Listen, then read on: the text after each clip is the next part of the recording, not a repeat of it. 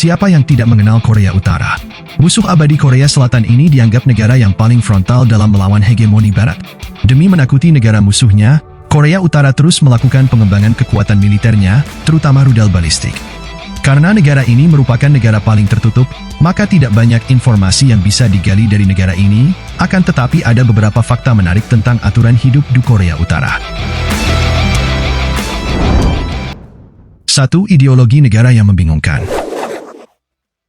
Menurut konstitusi, Korea Utara adalah negara sosialis, akan tetapi dari fakta yang ada negara ini sama-sama jauh dari komunis dan juga kapitalis, justru cenderung lebih dekat ke monarki. Kekuasaan negara ini dikuasai oleh keluarga Kim, yang secara turun-temurun dari pendiri bernama Kim Il-sung hingga kini dipegang oleh Kim Jong-un.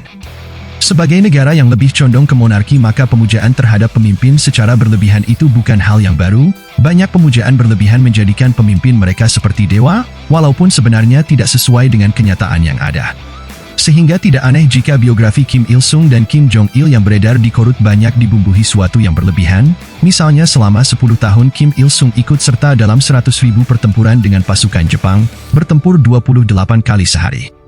Kendati demikian, Korea Utara memiliki sejarah menjalin hubungan dekat dengan Indonesia. Hal ini terbukti waktu kunjungan Kim Il-sung ke Indonesia pada masa pemerintahan Presiden Soekarno.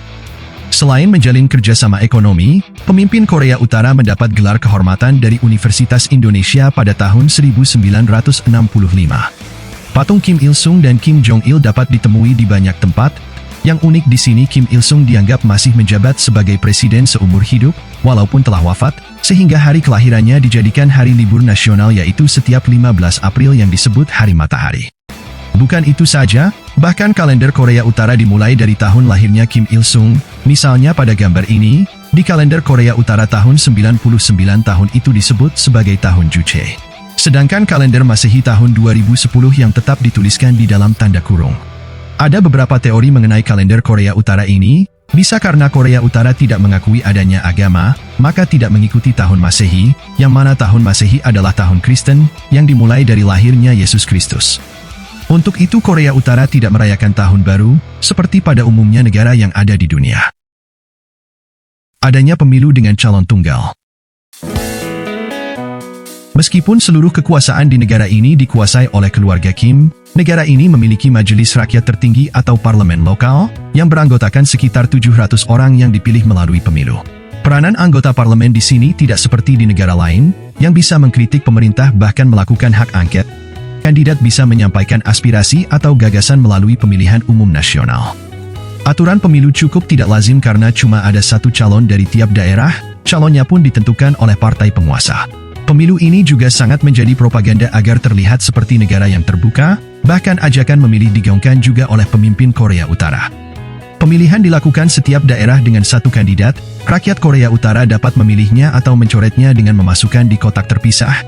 Tentu saja hal ini dapat dengan mudah diketahui siapa yang mendukung dan siapa yang tidak. Pemilu ini juga bersifat wajib dan harus diikuti seluruh warga Korea Utara. Momen pemilu ini juga digunakan untuk melakukan sensus penduduk. Berwisata bisa tidak kembali. Anda bisa berkunjung ke Korea Utara dengan mudah, menggunakan visa dan paspor, lalu berangkat melalui agen travel yang resmi. Kendati demikian, Anda harus mengetahui beberapa hal aturan yang wajib Anda ikuti selama Anda berada di Korea Utara. Wisatawan tidak diperbolehkan mengobrol dengan warga setempat apalagi mengajak ngopi. Selain itu, Anda tidak bisa membawa uang kertas Korea Utara yang bergambar Kim Il-sung keluar dari Korea Utara, hanya uang kertas bekas yang dijual sebagai oleh-oleh.